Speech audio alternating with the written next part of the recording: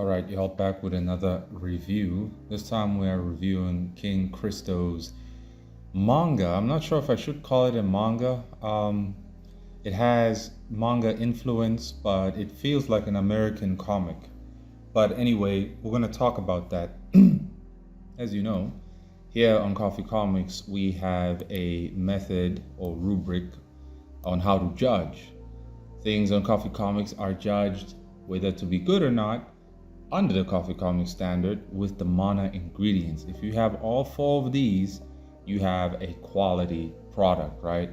If you have 3 out of 4, it's still pretty good. 2 out of 4, it's got potential. 1 out of 4, there's hope for you, but you need to improve. You need to put some other ingredients there. Sometimes we take a look at passable. Passable is not the abandoning of professional standards, it is the simplification of it. Now we live in a busy world, a world that's not fair. You're working 12 hours a day and they're paying you peanuts, and 9 out of 10 of you don't have the energy to go all out. So I get it. That's why I created Passable, in which you focus on these 4 characteristics here. You will still be able to satisfy your readers, right, without completely abandoning the professional quality and polish, right? You're just focusing on these 4: contrast, composition, vivid facial expressions, and good panel flow, and the reader should be satisfied. Now, with this story, immediately, unfortunately, it does not have any of the MANAA ingredients, not one. Familiarity, relatability, hopefulness, inspiring, it doesn't have one. Now, if I were to want to push it, I would say familiarity perhaps with the feeling of Star Trek. Now, I have never actually watched Star Trek. I never liked it, but the few videos I've seen of it, reading this reminded me of Star Trek, right? But ultimately, so far, it doesn't have any of the MANAA ingredients. When we quickly look at it in terms of what rank it falls under in terms of art quality, I would say it falls under a B rank style and B rank proportions. But for whatever reason, it has a D rank rendering, right? Now the backgrounds are pretty all right, you know, but ultimately there's just something there about the rendering that just isn't as polished as you would find in an A rank or B rank, right? So ultimately it's got a B rank style, B rank proportions. It's just the rendering, which is something that can be fixed, I guess. Maybe you just have to change the drawing instruments you're using. Maybe start drawing digitally. There's just something unpolished about it, making it fall under the D rank in terms of its rendering. So the story so far, honestly, I want to make it clear, if I have never made it clear, right, is that if your story is going to have a hook, we're going to have to get that hook within the first 10 pages, not in the second chapter, right? In the first 10 pages. Now I want to give you an example. This manga, when reading it, I did say it's not familiar, but I did remember that there was one space manga out there, and it's called, what's it called again? Astra Lost in Space, right? See, this one, although the tone of this one is very shonen, lighthearted, almost like fairy tale in space type thing, right? The character introductions in this manga are better executed compared to what we are going to be reading. You see, you get to care about some of these characters because their personalities shine through in the first 8 pages. So just counting right now, page 1, 2, 3, 4, 5, 6, 7, 8, 9, 10, 11. Let's stick to the first 9 pages. We already know the main characters, right? We know it's this guy who came to the rescue, right? We know he's rather a rigid type character, but also rather like a, what's the word, comedic type in a way, and we already understand what type of character this is, automatically you understand the archetypes, right? It gives you the archetypes, and whether you like this archetype or not, nonetheless it gives it to you, right? You're going to like one of them, though thus far that have been introduced. So with that said, this serves as a better character introduction than the story that the story that I'll be reviewing, right? I think the author was rushing in his first chapter because it's only 20 pages, and that's a problem. Don't rush it. I will even give an example. Before I give the example, if you read the dialogue here, you know the motivations for the main cast. You know their motivations, you know what they're about, you know what they want. You know what they want. You know what they believe in, you know what they stand for. And these beliefs, these principles that they uphold, they are what create, right, relatability. And having relatability given to you at an early stage makes you like the characters, makes you want to keep reading the story, because now you find some relatability with the characters. You want to see how things are going to end. Now, I'll give an example with my first chapter. The very first page, I give you what the main character wants to do. He introduces himself as Jacob, and one day he wants to kill Dracula. And in order to do that, he needs to get stronger, and nothing else matters. This is literally the first page where I give you what this character wants to do, his goal.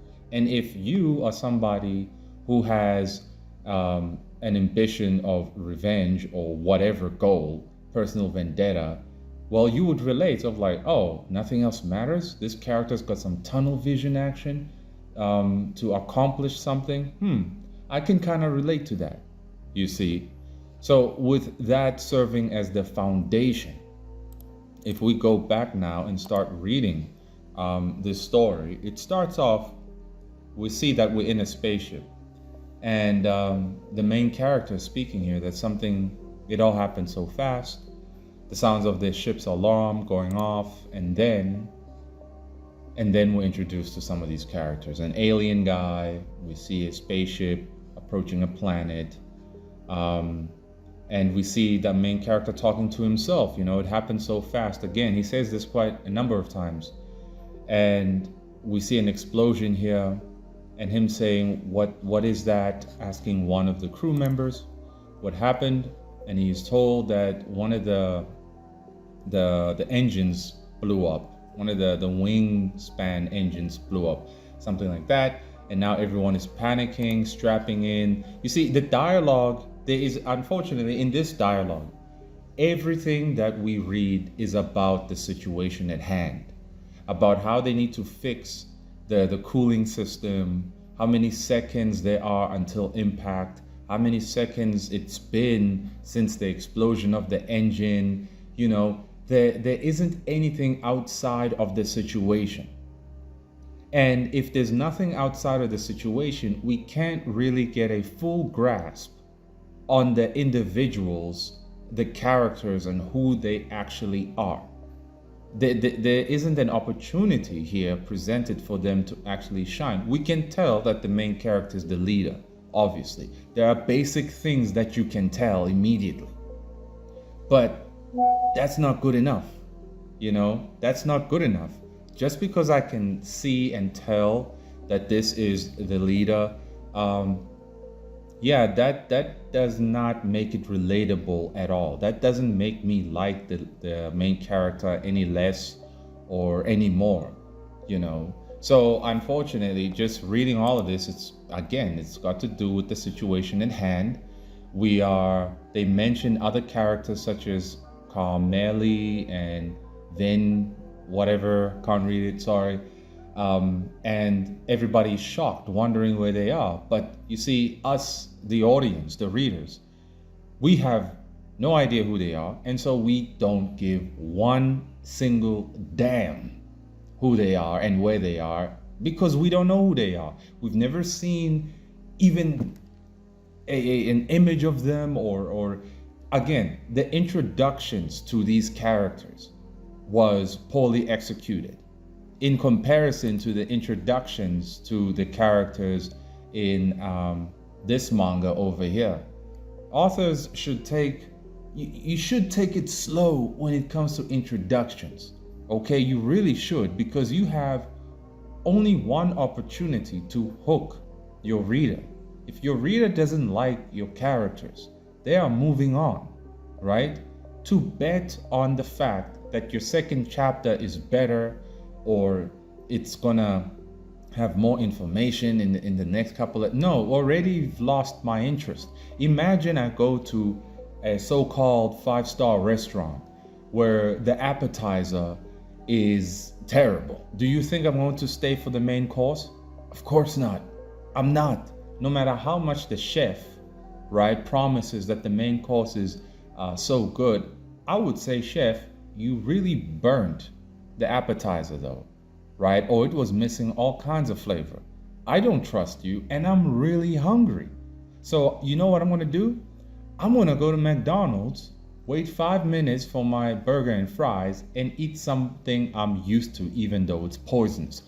Your restaurant chef might not have poison, but it doesn't have flavor. See the difference? See, there's too many consumers in the indie space where they come in, see cool looking stories that just don't have flavor, right? It's got no flavor. So what do? They have to go back to the slop. At least there's dopamine in that slop, right? At least there's flavor in that slop. Bad for you, but nonetheless there's flavor. So every author should take time when it comes to introduction. I ain't saying spend 15 chapters or 15 pages introducing the characters. You see right here plainly, in less than 10 pages, the main cast was introduced properly. So there is no excuse, oh, I didn't know. If you didn't know, you didn't know, but now you know. But you can't say, I don't know how to do it. You got to figure it out. So again, they keep talking about the situation, making a call to the lost crew members. Nothing. You can see everything is tense. The problem is you don't care because you have no tie-in to any of these characters. You can't relate to any of them. And another thing, you know, they all kind of look weird on purpose. That's why I said it reminds me of Star Trek, right? Also why I said it looks like a manga, but it feels like an American comic. So I wonder, who is the author targeting? Who's your main readership? Is it American comics consumers, or is it manga consumers? Because manga consumers will have a hard time actually consuming this. This has a lot of Netflix vibes to it, some Rafal Jockey action to it, and that's the problem with Rafal Jockey. He took a hardcore Western style Netflix idea and he took it to Shonen Jump, and I don't know what drugs he was smoking, because if you don't have the principles of Shonen Jump, battle, friendship, hard work, you're gonna get canceled. And that's what happened. He got canceled. Even though he denied it, that's literally what happened. He got canceled, right? So that's the thing, Mr. Author. Who are you actually trying to sell this to, right? Who are you trying to sell it to? So one of the characters volunteers to go reboot the systems in the engines and whatever, right? To reboot the system, and he's the fastest in the crew. Cool. He gets it going, clicks a few buttons, pulls a few levers, things start working. Once again, all the dialogues about the situation. How close are you? How far are you? Where are you now? Do you see the button over there? Pull the lever, yada, yada, yada. You don't really care. You don't really care at all because you don't care about the characters. So unfortunately, they now enter the planet that they're about to crash in's atmosphere, the gravity pulling them down. They've fallen down really fast. But luckily, this character manages to pull the obstructing object away from one of the cooling fans, I suppose. One of the engines kickstart once again. Seems to be hope. And when he's running now to see the other problem, for whatever reason, well, he gets depressed and sad. And one of the co-pilots asks him, "Hey, are you there? What's going on, dude? What's going on? Tell me." And he's stuck, heartbroken. As to why, we have no idea. In fact, this built a great sense of annoyance for me, because I was like, man, the ship is about to crash and you out here crying. Why? Because you see a stick stuck in the cooling fan.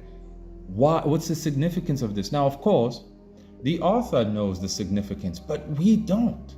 And my reaction to what the hell is he doing isn't incorrect.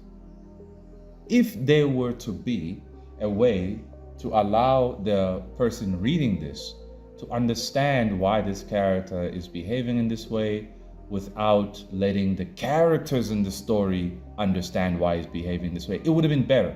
But you keep the reader in suspense and you keep the characters in suspense, just building up frustration for us and demoralization. Because in actuality, in the end, the spaceship does crash. It does crash because of this dude. And it looks like from the ends of it, they all die except for the leader. The main character somehow survives. Don't know how, right?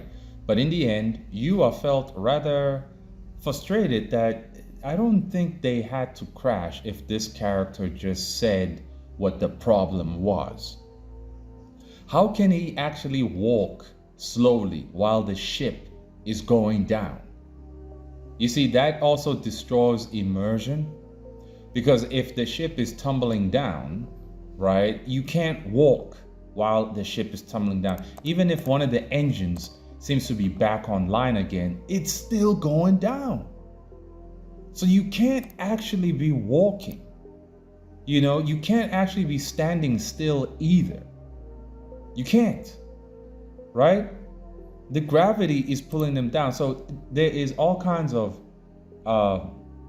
disbelief happening here, where even at a subconscious level, if you weren't so critical as I am being, you would feel disbelief here. You would feel like you can't believe what's actually happening, because it doesn't make any sense, you know? So your immersion is broken. And so, unfortunately, the engines have overheated.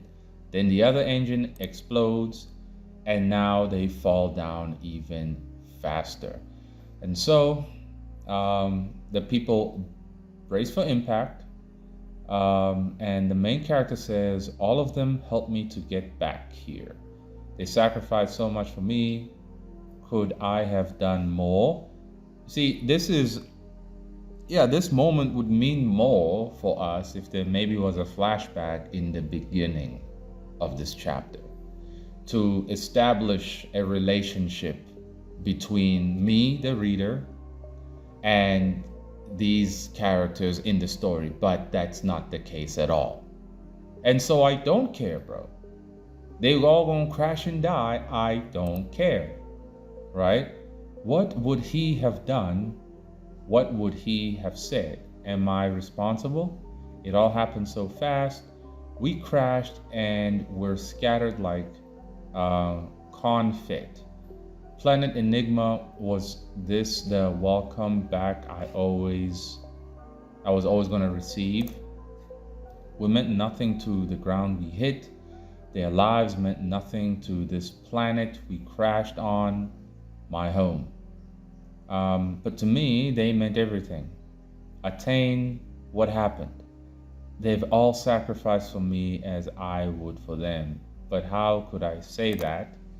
After all, my life wasn't the one on the line. How the heck did this dude survive? Why is it only him who survived? He probably has some superpowers or something. Sure, but the problem is, this is a bad, very bad introduction to the story in general, to the characters. We don't even have a plot here. we actually don't even have a plot. We don't. When you write a plot synopsis, you can easily show a plot synopsis within the first page. But here, I can't tell you what the story's about. I can tell you what the story borrows from, Star Trek, Space Odyssey stuff, but that's about it. I don't know what the plot is. I don't know what these characters' ambitions are. I don't know what the main character wants. I don't even know who he is. Unfortunately, this is a very bad introduction, bro. I would personally redo it. Just add an extra 10 pages in the beginning to properly introduce these characters and give us a plot here, because you gave us nothing to chew on, nothing to hold on to, nothing to look forward to. Nothing. If a reader has nothing to look forward to, is not anticipating something major within the next chapter, you've already lost them. So this is a disaster. If we go to the couple of lost pages in this one, right? Let's see how it ends. Now, unfortunately, the anime for this thing was rather dreadful. But man, did I enjoy my read with this manga, man. I started reading it, I think maybe in 2020. Felt like I was in high school when I was reading it. Good old shonen friendship type thing. But anyways, this is 60 pages, of course. It had all kinds of extra beef on it. But the cliffhanger was proper, right? The cliffhanger was proper. And you could still give us the same cliffhanger even if the chapters were shorter, right? The first version of Bloody Hell's ending, right, for chapter 1, if people cared because they were introduced to the character properly, right, they would look forward to his next chapter because it ended with him being butchered on the ground. That wait, he's out here to kill Dracula, but all of a sudden he gets defeated by, a low-level vampire, not even the captain, but this low-level one, right? So all of that just to end up on the ground, So of course, if you like the character based on his introduction, you'd be like, I want to see what happens next. But because here the introductions were poorly executed, we don't know the ambitions of the characters, we don't know where they come from, we don't know what they're fighting for, we don't know where they're going, why they're going there, and we don't know the plot itself. Yeah, it's a problem. It's a monumental problem. So unfortunately, this out of the Coffee Comic standard gets a 3 out of 10. It gets a 3 out of 10. As a basic webcomic that anyone might encounter at a standard American themed story, right? I would still have to give it a 3. Straight up. Because we don't know what it's about. We don't know. It's just frustrating. The whole ship crashed. And it didn't have to. It didn't have to crash because of one dude being emotional at the wrong time. It's not my fault I'm upset that this dude decided to let everybody die. Only the author knows why that is so. But not at the expense of your readership, right? It was poorly done. It was poorly executed. So the art is B rank proportions and style with D rank rendering. Ultimately, nothing wrong with the art. It's pretty solid, But the story, man, there is no story. We don't know what it's about.